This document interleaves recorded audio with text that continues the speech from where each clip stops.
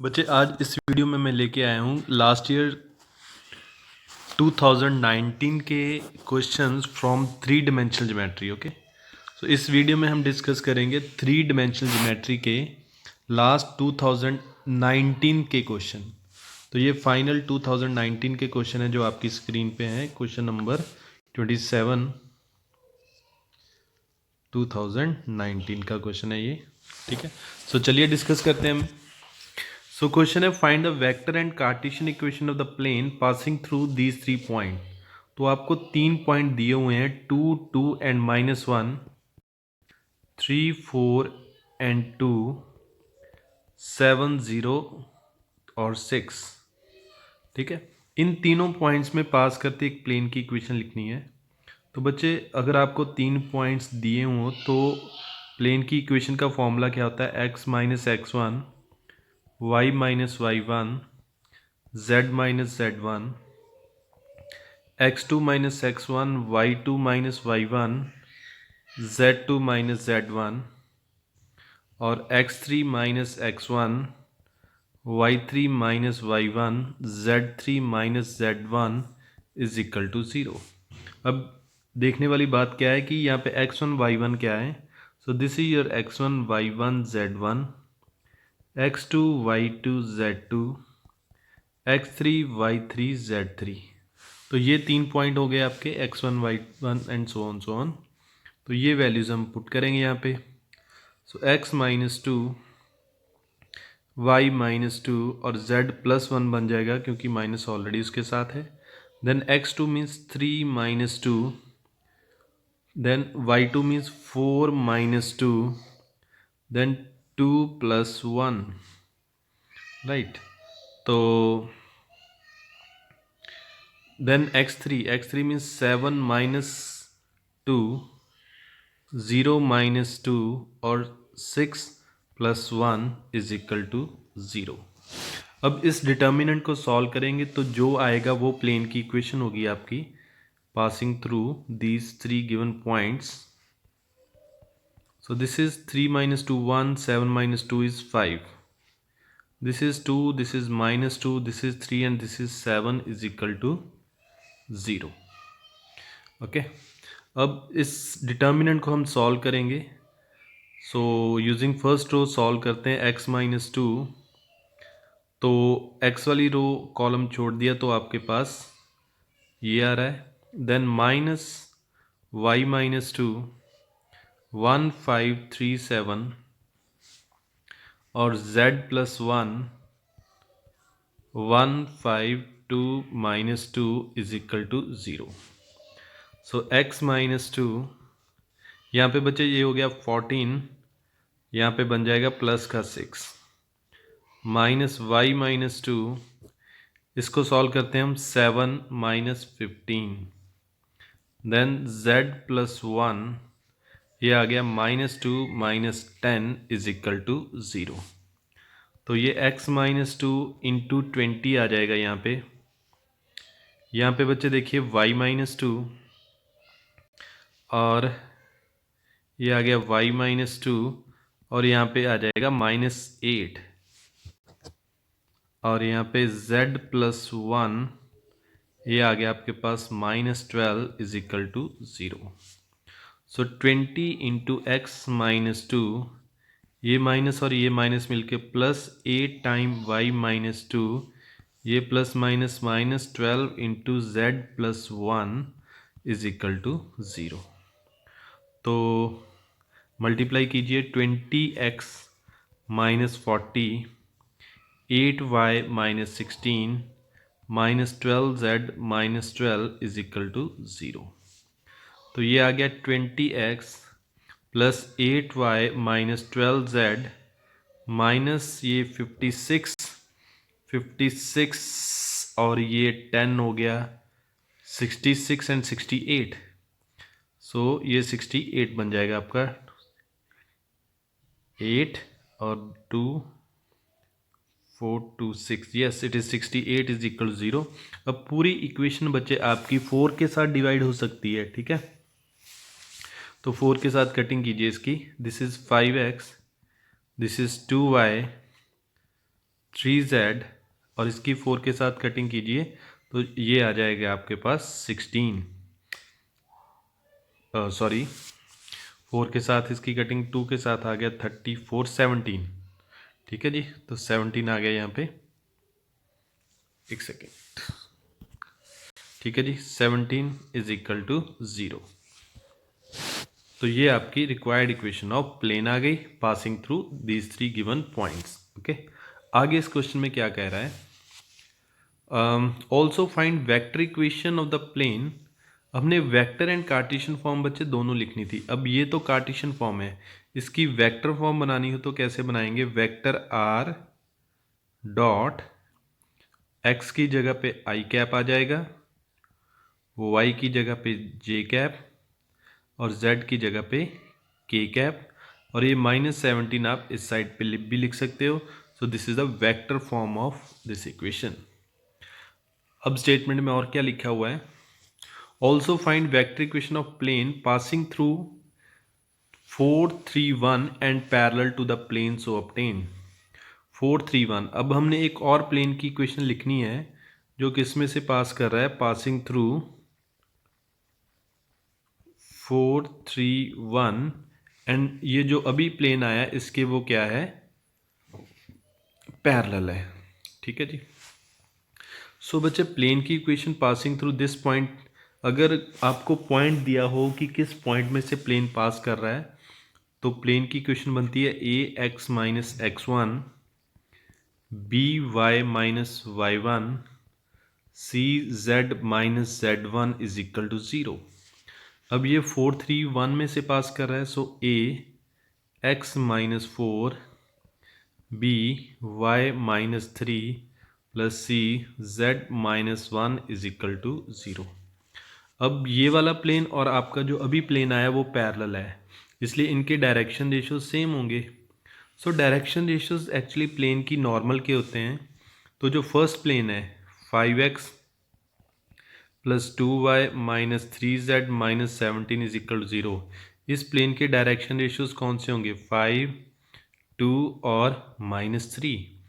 तो आपका प्लेन और ये वाला प्लेन, ठीक है, जो जिस प्लेन की अभी आपने इक्वेशन फाइंड करनी है वो, और बच्चे ये वाला प्लेन, ये स्टेटमेंट में दिया हुआ है कि दोनों पैरेलल हैं। ठीक है, तो एक बार आप स्टेटमेंट देख लीजिए।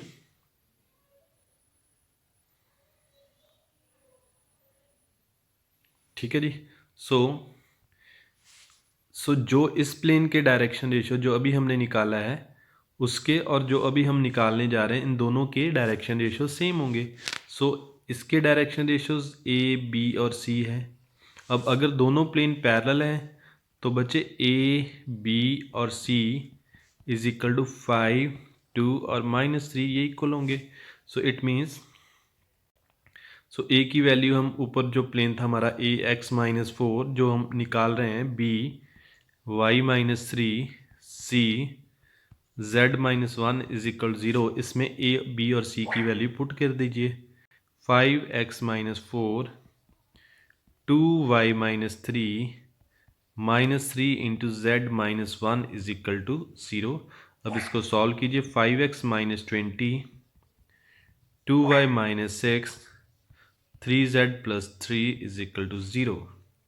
So it becomes 5x 2y 3z. This is 26 plus 3 is equal to 0. 5x plus 2y minus 3z और ये कितना हो गया आपका -23 इज इक्वल टू 0। सो ये आपका रिक्वायर्ड प्लेन आ गया सेकंड पार्ट का। ठीक है बच्चों, तो ये क्वेश्चन था आपका क्वेश्चन नंबर 27 फ्रॉम 2019, राइट। अब इसका सेकंड पार्ट भी देखिए, और पार्ट भी देख लेते हैं हम।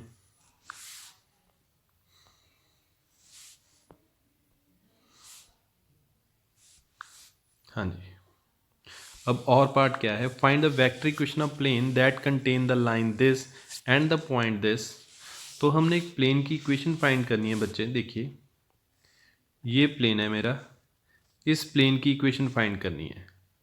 ठीक है, अब आपको क्या दिया हुआ है, एक तो इस प्लेन पे एक पॉइंट लाई कर रहा है -1 3 और -4, और एक ये लाइन कंटेन कर रहा है ये वाली, ठीक है। और इस लाइन की इक्वेशन आपको दी हुई है, vector r is equal to i plus J cap plus lambda time I cap plus 2j cap minus K cap, right.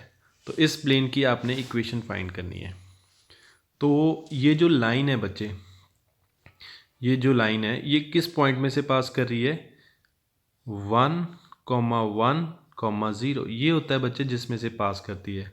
और इस लाइन के डायरेक्शन रेशियोज क्या होंगे, ये होते हैं इस लाइन के डायरेक्शन रेशियोज, मीन्स 1 2 और -1। अब प्लेन की इक्वेशन क्या लिखेंगे हम, ax minus x1 by minus y1 cz minus z1 is equal to 0। अब ये प्लेन आपका इस पॉइंट में से पास कर रहा है, so that is Y ax plus 1 by minus 3 cz plus 4 is equal to 0, ये आ गया। अब मेरे पास क्या रह गया कि A B C means direction ratio चाहिए। एक्चुअली बच्चे जो ए बी सी होते हैं वो प्लेन के नहीं होते, मैं आपको पहले भी बता चुका हूँ, वो प्लेन के ऊपर जो नॉर्मल होती है उसके डायरेक्शन रेशियोज होते हैं, राइट। अब एक बार फिर दोबारा देखिए, ये लाइन है और ये लाइन किस में से पास कर रही है, 1,1,0 में से पास कर रही है।